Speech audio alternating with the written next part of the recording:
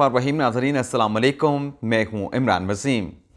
नाज़रीन, supreme court में सब अच्छा नहीं चल रहा। जस्टिस काजी फाइसा की जानिब से आज 9 सफ़ात का एक तहरीरी नोट जारी किया गया उस मुकदमे में जिसमें जस्टिस काजी फाइसा का 29 मार्च को 3 रुकनी बेंच का ये फैसला सामने आया था कि आर्टिकल 184(3) के जो मुकदमात हैं, जब तक रूल्स नहीं बन जाते, इन केसेस की जो समाअत है इसको मौखर कर दे जाए। आप नाज़रीन को याद होगा कि इस मामले के ऊपर एक सर्कुलर भी सुप्रीम कोर्ट के रजिस्ट्रार की जानिब से जारी किया गया। फिर 6 रुकनी बेंच बना था। 6 रुकनी बेंच ने अपना फैसला सुनाया। जस्टिस जाजुल एहसन साहब ने उस फैसले को तहरीर किया था। आज उस फैसले से मुतल्लिक जस्टिस काजी फाइसा साहब ने, जो कि सीनियर प्यूनी जज हैं अदालत उज़्मा के, उन्होंने अपना एक तहरीरी नोट जो है सुप्रीम कोर्ट की वेबसाइट पर शाया किया। ये इंग्लिश में भी जारी किया गया था, ये उर्दू में भी जारी किया गया था। और अब इस वक्त जब मैं ये वीलॉग रिकॉर्ड कर रहा हूँ, मैंने वो सारा अपना जो नोट है जस्टिस काजी फाइसा का पढ़ा है। उर्दू वाला भी पढ़ा, इंग्लिश वाला भी पढ़ा, और मेरे साथ जो ट्रेजेडी हुई वो भी मैं आपको बताऊंगा। लेकिन इस वक्त नाज़रीन, सुप्रीम कोर्ट की वेबसाइट के ऊपर जो जस्टिस काजी फाइसा ने फैसला जारी किया है, उनका जो नोट है उसे सुप्रीम कोर्ट की वेबसाइट से हटा दिया गया है। यानी जो इंग्लिश में तहरीर किया गया जस्टिस काजी फाइसा का नोट था, जिसमें उन्होंने कहा कि जो 6 रुकनी बेंच का फैसला है, जिसमें मेरे फैसले को रिव्यू किया गया है, 6 रुकनी बेंच का फैसला गैर कानूनी है, गैर आइनी है, उस फैसले को इंग्लिश और उर्दू दोनों जो वर्जन थे उन्हें सुप्रीम कोर्ट की वेबसाइट से हटा दिया गया है। मैं आपको दिखा सकता हूँ, ये सुप्रीम कोर्ट की वेबसाइट के ऊपर जो लेटेस्ट जजमेंट मौजूद है वो जस्टिस अत्तर मिनल्ला साहब का मौजूद है, जो कल 7 अप्रैल को जारी किया गया था। अब ये जो जस्टिस काजी फाइसा साहब का तहरीरी नोट था, इसके मंदरजात मैं आपके साथ शेयर कर देता हूँ कि इसमें ऐसा क्या था और सुप्रीम कोर्ट में मैंने क्यों कहा कि सब अच्छा नहीं चल रहा। और फिर chief justice of Pakistan Umar Bandial साहब ने रजिस्ट्रियाँ मनसूख कर दी हैं, जजेस को इस्लामाबाद रोक लिया है, तो क्या ये कोई गैर मामूली चीज़ें चल रही हैं? इस पर भी आप नाज़रीन के साथ हम बात करेंगे। लेकिन सबसे पहले जस्टिस काजी फाइसा का जो तहरीरी नोट है, जिसमें यह कहा गया है कि जो सुप्रीम कोर्ट के रजिस्ट्रार हैं वो डेपुटेशन पर अदालत उज़्मा में आए और वफाकी हुकूमत की जानिब से उनकी जो तकरीर का नोटिफिकेशन था उसे वापस ले लिया गया। लेकिन इशरत अली ने जो है वो वफाकी हुकूमत के नोटिस के बावजूद, उन्हें वापस बुलाने के बावजूद जो है वफाकी हुकूमत, जो कि उनका पेरेंट डिपार्टमेंट था, एस्टेब्लिशमेंट डिवीजन, वहाँ जाने से इनकार कर दिया। और फिर ये कहा गया कि रजिस्ट्रार सुप्रीम कोर्ट ने जब 4 अप्रैल को एक रोस्टर जारी किया, एक कॉज लिस्ट जारी की 6 रुकनी बेंच के हवाले से, उस पर गलत लिखा इशरत अली ने कि वो सुप्रीम कोर्ट के रजिस्ट्रार हैं।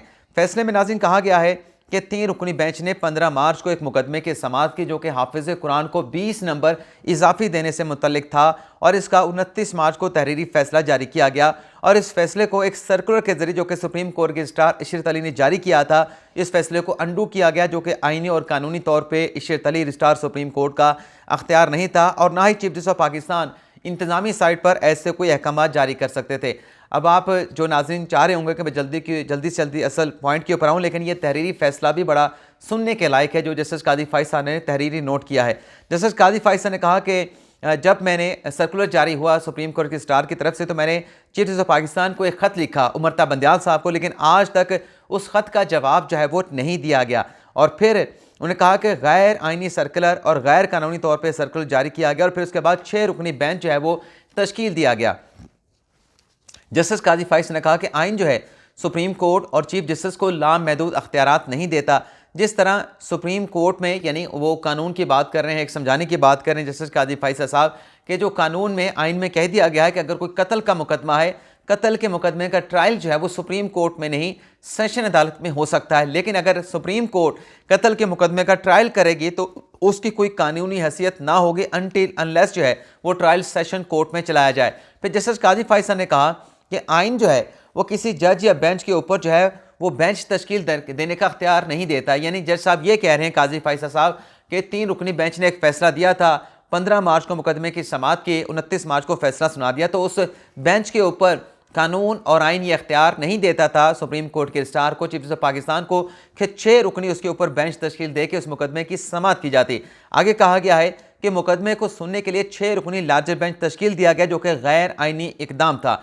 आगे कहा गया है कि लार्जर बेंच का हुक्म गैर कानूनी है, गैर आइनी है, और इसे ऐसे तस्वर किया जाए कि ये सुप्रीम कोर्ट का फैसला नहीं है। ये जस्टिस काजी फाइसा लिख रहे हैं 6 रुकनी बेंच के फैसले के हवाले से कि हाफिज कुरान को 20 नंबर देने के हवाले से अस्कुद नोटिस लिया गया और 4 अप्रैल को यह बेंच बना था और चंद मिनट के अंदर इस केस की कार्रवाई को कंक्लूड कर दिया गया। तो जस्टिस काजी फायसा कह रहे हैं कि उस बेंच का जो ऑर्डर है जो जस्टिस इजाजुल एहसन साहब ने तहरीर किया था गैर कानूनी है, गैर आईनी है और सुप्रीम कोर्ट का फैसला उसे तस्वर ना किया जाए। आगे चल के जज साहब ये लिखते हैं और आपको ये भी बता दें कि इस पूरे फैसले का एक खूबसूरत जुमला है, एक खूबसूरत जुमला है जिसने आप ये कह लें कि उस एक जुमले के अंदर बहुत सारी बातों को प्रो दिया गया है, बहुत सारी बातें कह दी गई हैं। वो जुमला भी अभी जस्टिस काजी फायसा का आपके साथ हम शेयर करेंगे। इसमें नाज़रीन कहा गया है कि लार्जर बेंच का हवाला, उन्होंने कहा कि जो बेंच बना इजाजुल एहसन साहब की सरबराही में उससे लार्जर बेंच का हवाला देना और उसके फैसले का हवाला देना भी मैं अपने नोट में गलत समझता हूं, क्योंकि मैं उसको 4 अप्रैल का नोट कहूँगा 6 जजेस का। और आगे कहा गया कि अगर नज़रसानी करनी थी तो उसी बेंच के अंदर ये केस लगना चाहिए था जिसने 29 मार्च को हुक्म जारी किया था कि आर्टिकल 184(3) के जो मुकदमात हैं उस पर कार्रवाई रोक दी जाए। और फिर कहा गया कि 6 रुकनी बेंच बन गया, लेकिन प्रोसीजर की कितनी गलतियां की गई 6 रुकनी बेंच बनाने में, उनकी निशानदेही चीफ साहब ने की है, जज साहब ने की है, जस्टिस काजी फायसा साहब ने। वो ये लिखते हैं कि उसी दिन जो है वो 6 रुकनी बेंच का रोस्टर जारी किया गया। ऐसा रोस्टर जो है जस्टिस काजी फायसा साहब ये लिखते हैं कि एमरजेंसी में उसी रोज़ अगर कोई रोस्टर जारी करना है तो हंगामी अगर हालात हों तो ऐसा रोस्टर जारी हो सकता है, लेकिन उस दिन तो इस केस के हवाले से हंगामी हालात नहीं थे। और ये मैं नाज़रीन आपको बता दूं कि जो 6 रुकनी बेंच ने फैसला दिया था और फिर सो मोटो केस की कार्रवाई को ख़त्म किया था, इसका सीधा सीधा मतलब ये था कि उससे पहले जो सर्कुलर था वो एतराफ़ कर लिया गया कि वो सर्कुलर बिल्कुल गलत। हालांकि 3 रुकनी बेंच ने जो पंजाब में 14 मई को इलेक्शन करवाने का हुक्म दिया था उसमें भी कहा गया था कि जो जस्टिस काजी फाइज का फैसला है वो गैर मौसर करार दिया गया, लेकिन फिर 6 रुकनी बेंच बना तो रियलाइज़ किया गया कि गालिबन जो पहले इससे इकदाम उठाए गए हैं उनकी कोई कानूनी आइनी हैसियत नहीं। जस्टिस काजी फाइज लिखते हैं कि अदालती वक्त के बाद मुकदमा समाअत के लिए मुकर्रर किया गया। मुकदमा समाअत के लिए मुकर्रर करने का नोटिस भी नहीं दिया गया, अटॉर्नी जनरल को भी नोटिस नहीं लिखा गया। अदालती कोर्ट ऑर्डर में लिखा गया कि additional attorney general Aamir Rahman court notice पे मौजूद थे, लेकिन आज के दिन तक, यानी आज 8 अप्रैल है, जस्टिस काजी फायसा लिखते हैं कि आज के दिन तक जो है वो नोटिस रजिस्ट्रार ऑफिस की तरफ से जो है वो अटॉर्नी जनरल को नहीं भेजा गया। और फिर ये लिखा गया कि पीएमडीसी के जो वकील अदालत में पेश हुए उनको भी आज तक नोटिस जारी नहीं किया गया, उन्हें भी नोटिस जारी नहीं किया गया। और लगता यह है कि उन्हें ज़बानी, वर्बली या टेलीफोनिकली जो है बुलाया गया था, जो कि सुप्रीम कोर्ट के रूल्स और प्रोसीजर के खिलाफ है। और आगे नाज़रीन जस्टिस काजी फायसा लिखते हैं कि 6 जजेस जल्दबाजी में इकट्ठे हुए, प्रोसीजरल चीज़ों में जो है वो नहीं देखा गया कि प्रोसीजरल चीज़ें पूरी थी, क्योंकि चंद मिनट के अंदर सो मोटो केस को ख़त्म कर दिया गया। लेकिन जो 4 जूनियर जजेस थे, यानी जस्टिस आयशा मलिक साहबा, जस्टिस शाहिद वहीद साहब, जस्टिस मोहम्मद अली मजहर साहब, जस्टिस हसन अजहर रिजवी साहब, हसन अजहर रिजवी साहब, उनसे मुतल्लिक कहा गया कि सीनियर जजेस तो 2 थे, इजाजुल एहसन साहब, मुनीब अख्तर साहब ने भी एक नोट लिखा, वो नोट भी उन्होंने कहा कि बिल्कुल ठीक नहीं था। और जस्टिस काजी फायसा कह रहे हैं कि जब ये केस 6 रुकनी बेंच के सामने लगा था तो प्रोसीजर गलतियों को जूनियर जजेस ने नहीं देखा। अगर वो प्रोसीजर गलतियों को देखते तो चारों जूनियर जजेस को इस बात का एहसास होता कि उनके जो सीनियर हैं यानी इजाजुल एहसन साहब जैसे मुनीब अख्तर साहब जो हैं वो गैर कानूनी काम कर रहे हैं। जस्टिस काजी फायसा कहते हैं कि 6 रुकनी बेंच को 15 सफ़ात का मैंने नोट लिखा 4 अप्रैल को कि आपने जो किया वो गलत था, लेकिन मेरे उस नोट को जो है वो डिसरिगार्ड कर दिया गया। जस्टिस इजाजुल एहसन जो कि 6 रुकनी बेंच के सरबराह थे। और फिर ये कहा गया कि ये जो टर्म इस्तेमाल होती है, और जस्टिस इजाजुल एहसन ने अपने फैसले में भी इस्तेमाल की कि चीफ जस्टिस जो है मास्टर ऑफ रोस्टर होता है। आइन में चीफ जस्टिस से मुतल्लिक ऐसी कोई टर्म कि वो मास्टर ऑफ रोस्टर है नहीं, इसकी निशानदेही की गई। आइन में नहीं लिखा गया कि चीफ जस्टिस जो है मास्टर ऑफ रोस्टर होगा। रूल्स जो 1980 के हैं सुप्रीम कोर्ट के, उसमें भी ऐसी कोई टर्म जो है चीफ जस्टिस से मनसूब नहीं की गई उनके अख्तियारात के हवाले से। और फिर कहा गया है कि 6 जजेस का नोट, ये मैं ऐसा कोशिश करता हूँ ताकि आपको समझ आए, ये मेरी आप कह लें कि प्रैक्टिस हो चुकी है, मैं तेज़ हो जाता हूँ ऐसा ऐसा। फिर आगे कहा गया कि 6 जजेस का नोट जो है वो आइन का मुतबादल नहीं हो सकता। और फिर आगे कहते हैं जस्टिस काजी फायसा कि चीफ जस्टिस इज़्ज़त का मुस्तहक है लेकिन वो मास्टर नहीं होता। वैसे मास्टर के लफ्ज़ी मैंने खुदा भी होते हैं, तो मेरे ख्याल में जस्टिस काजी फायसा लिख रहे हैं कि चीफ जस्टिस इज़्ज़त का मुस्तहक है लेकिन वो मास्टर नहीं होता, खुदा नहीं होता, अगर इसी सेंस में उन्होंने इस्तेमाल किया है। और फिर आगे चल के काजी फायसा ये कहते हैं, अच्छा मैं आपको ये भी बता दूँ, ये जो काजी फायसा साहब का वो उर्दू वर्जन था, जब मैंने ये सारी ट्रांसलेशन कर ली उसके बाद जब मैंने फिर दोबारा वेबसाइट खोली तो वहाँ पे उर्दू वर्जन भी पढ़ा था। फिर दोबारा मैंने उस उर्दू वर्जन का जो आखिरी कंक्लूजन है उसको स्क्रीनशॉट लेने के दोबारा सुप्रीम कोर्ट की वेबसाइट खोली तो दोनों जो जस्टिस काजी फायसा के नोट थे उन्हें सुप्रीम कोर्ट की वेबसाइट से हटा दिया गया था। और जो एक जुमला जस्टिस काजी फायसा ने लिखा जिसमें मैंने कहा कि बड़े अच्छी चीज़ें उसमें कह दी गई हैं, एक जुमले के अंदर बहुत सारी बातें कहती हैं, वो भी आना है। लेकिन जस्टिस काजी फाइसा ये कहते हैं कि आइन के मुताबिक तमाम जो हमारे कवानीन है वो इस्लामी तालीमात के मुताबिक होने चाहिए। 29 मार्च का फैसला, उसमें किसी किस्म का अस्कुद नोटिस केस का अख्तियार नहीं इस्तेमाल किया गया, बल्कि प्रोसीजर जो रूल्स हैं उनकी निशानदेही की गई थी। और फिर लिखते हैं कि पाकिस्तान से पहला बदला उस वक्त के ब्यूरोक्रेट गवर्नर गुलाम मोहम्मद ने लिया, जब असम्बली को तहलील कर दिया गया और चीफ कोर्ट ऑफ सिंध ने इस इकदाम को, स्पीकर असम्बली के इस इकदाम को, मौलवी तमीज़ुद्दीन के इकदाम को गैर कानूनी, गैर आइनी करार दिया। लेकिन फेडरल कोर्ट ने चीफ कोर्ट ऑफ सिंध का फैसला कलअदम करार दे दिया। फेडरल कोर्ट का जो फैसला था वो जवाज़ उसने फराहम किया आइंदा आने वाले आमरों को कि वो सिविल हुकूमतों को उठा के बाहर फेंक दें। और फिर ये कहा गया कि एक से ज़्यादा मरतबा इसी अदालत ने आमरों की, डिक्टेटरों की जो है वो सहूलतकारी की है। अब आ जाते हैं कंक्लूजन के ऊपर, जिसमें मैं एक उस लाइन की, एक जुमले की भी बात कर रहा हूँ। जस्टिस काजी फाइसा लिखते हैं कि 6 रुकनी बेंच को आइन इजाज़त नहीं देता था कि वो इस फैसले को सेटिसाइड करते। 29 मार्च का फैसला जो कलअदम किया गया है 6 रुकनी बेंच की तरफ से, उससे इसका अख्तियार नहीं था, फैसला कलअदम नहीं हुआ। ये जस्टिस काजी फाइसा लिख रहे हैं। और आगे चल के उन्होंने लिखा कि decision emanating from the courtroom overcast with the shadow of autocracy can not displace the constitution. इसमें नाज़रीन जस्टिस काजी फाइसा ये कह रहे हैं कि आमिरियत कह लें या बादशाहत कह लें, यानी ये जो ऑटोक्रेसी का लफ्ज़ इस्तेमाल किया गया है, इसको आप आमिरियत भी कह सकते हैं, बादशाहत भी कह सकते हैं। जस्टिस काजी फाइसा लिख रहे हैं कि आमिरियत या बादशाहत के साए के साथ अबर आलूद कमरा अदालत से आने वाला फैसला आइन को बेदखल, आइन को बरतरफ नहीं कर सकता। यानी जस्टिस काजी फाइसा कह रहे हैं कि उनका फैसला आइनी था, लेकिन ये जो फैसला आया है, जो कि बज़ाहिर मुझे इसकी ट्रांसलेशन ये लग रही है, अगर तशरीह करें तो ये एक ऐसी कोर्ट से आया है जो कि आमिरियत के साए से अबर आलूद थे, और इस अदालत से आने वाला फैसला जो है वो आइन को बेदखल या बरतरफ नहीं कर सकता। बड़ा ज़बरदस्त किस्म का जस्टिस काजी फाइसा ने ये जुमला लिखा है। अब आ जाते हैं कि जज साहब ने, चीफ साहब ने, ये नोट तो मैंने पढ़ दिया काजी फाइसा साहब का, लेकिन चीफ साहब ने रजिस्ट्रियाँ क्यों मनसूख कर दी है और जो जजेस हैं इस्लामाबाद में क्यों रोक लिया गया है, इस पर नाज़रीन आने से पहले कॉल आ गई।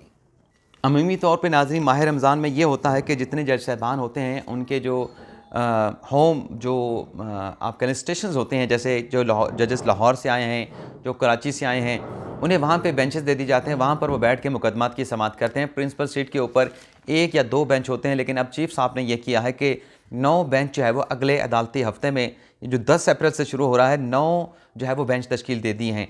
तो इसका मतलब ये है 3 अप्रैल को भी इसी तरीके का जो है वो एक फ़ैसला सामने आया था कि तमाम जजेस जो कि लाहौर रजिस्ट्री में कुछ जजेस मौजूद थे, उन्हें भी यहाँ पे इस्लामाबाद बुला लिया गया था कि वहाँ पे पहुँचें। तो यहाँ पर तमाम जजेस के बेंच तश्कील दिए गए थे। अब भी तमाम जजेस के बेंच 9 बेंच तश्कील दिए गए हैं, और जो 15 के 15 जजेस यहाँ पे मौजूद हैं उन्हें यहाँ पे मुकदमात की समाअत के लिए जो है वो बेंचेस में बिठा दिया गया है। और जो रजिस्ट्रियाँ थी वहाँ पे केसेस की समाअत नहीं की जा रही, वहाँ पे मुकदमात जो है फ़िक्स नहीं किए गए। तो इसका मतलब यह है कि हालात यहाँ पे जो है वो मुनासिब ग़ालिबन नहीं होंगे। इससे तासुर तो यही जाएगा, क्योंकि आम तौर पे माह रमज़ान में इस तरह के हालात में जो जजेस हैं उन्हें, जैसे मैंने पहले कहा कि होम जो स्टेशन है वहाँ पे उन्हें भेजा जाता है कि वहाँ पर वो रोज़े भी रखें और अपने मुकदमात की समाअत भी करें। लेकिन चूँकि ये जो इस किस्म के नोट्स आ रहे हैं, बेंच बन रहे हैं, काजी फाइसा के नोट हैं, 6 रुकनी बेंच बन जाता है, 9 रुकनी बेंच जो है वो कम होता होता 7 पे, 5 पे, 3 पे आ जाता है। तो हालात ग़ालिबन ऐसे संजीदा हैं कि तमाम जजेस को जो है इस्लामाबाद रोक लिया गया है और रजिस्ट्रियाँ जो है मनसूख कर दी गई हैं। इसके साथ साथ नाज़रीन एक और चीज़ भी आपके साथ शेयर कर लें, वो ये है कि जो सिक्योरिटी फराहम करने का हुक्म दिया गया था सुप्रीम कोर्ट ने अपने फैसले में कि पंजाब में इंतखाबात के लिए पंजाब हुकूमत सिक्योरिटी फराहम करे, तो पंजाब हुकूमत ने जो प्लान तैयार किया उसमें कहा गया है कि 4 लाख की नफरी दरकार है, लेकिन हम 1 लाख की नफरी दे सकते हैं। इससे ज़्यादा नफरी पंजाब में इंतखाबात के लिए नहीं दी जा सकती। इसके अलावा नाज़रीन डॉक्टर आसिम हुसैन, उन पर 17 अरब की करप्शन का मुकदमा था, बरीयत की दरख्वास्त दायर की, लेकिन उनकी बरीयत की दरख्वास्त को रद्द कर दिया गया है। तोशा खाना के हवाले से जो फैसला इमरान खान को डिस्क्वालीफाई किया गया, उस पर अपील इस्लामाबाद हाई कोर्ट में दायर की गई। उस अपील की 10 इस्लामाबाद हाई कोर्ट में समाअत होने जा रही है, लेकिन उस अपील को जो है वो वापस लेने की दरख्वास्त जो है वो दायर कर दी गई है इमरान खान की तरफ से इस्लामाबाद हाई कोर्ट में, और ग़ालिबन फ़ोरम शॉपिंग की जा रही है, जिसका हवाला जस्टिस मुनीब अख्तर साहब ने इस केस की समाअत में दिया था, जब हुकूमत फुल कोर्ट की दरख्वास्त कर रही थी कि फ़ोरम शॉपिंग नहीं हो सकती, आप अपनी मर्ज़ी का बेंच बनाएं। लेकिन इमरान खान साहब जो है फ़ोरम शॉपिंग कर रहे हैं। पंजाब और KPK के इलेक्शन में भी फ़ोरम शॉपिंग की गई, इस्लामाबाद हाई कोर्ट में, लाहौर हाई कोर्ट में, KPK के हाई कोर्ट में मामलात ज़ेर इल्तवा थे, लेकिन सुप्रीम कोर्ट लाया गया, सुप्रीम कोर्ट के फ़ोरम का इंतखाब किया गया, और फिर जब ये तोशाखाना में नाहरी हुई, एक दरख्वास्त लाहौर हाई कोर्ट में दायर की गई, इस्लामाबाद हाई कोर्ट में दायर की गई। अब इस्लामाबाद हाई कोर्ट वाली दरख्वास्त वापस लेके दोबारा लाहौर हाई कोर्ट में जो दरख्वास्त है उसको परसू किया जाएगा। इसके अलावा नाज़रीन 10 अप्रैल तक जो फ़ंड देने का हुक्म दिया गया था उस पर भी जो अब तक की अपडेट्स हैं कि इलेक्शन के हवाले से इलेक्शन कमीशन को 21 अरब का जो फ़ंड है वो मिलने का इम्कान नहीं, क्योंकि ECC की मीटिंग में ऐसे फ़ंड्स की अप्रूवल दी जाती है। तो ऐसा कोई इजलास जो है वो पीर के रोज़ वज़ीर ख़जाना इसहाक़ डार साहब ने तलब के नहीं कर रखा। तो ये था हमारा वीलॉग। आपसे इजाज़त चाहते हैं। अल्लाह ताला हम सब का हामी नासिर और अपनी दुआ में याद रखिएगा। अल्लाह हाफ़िज़।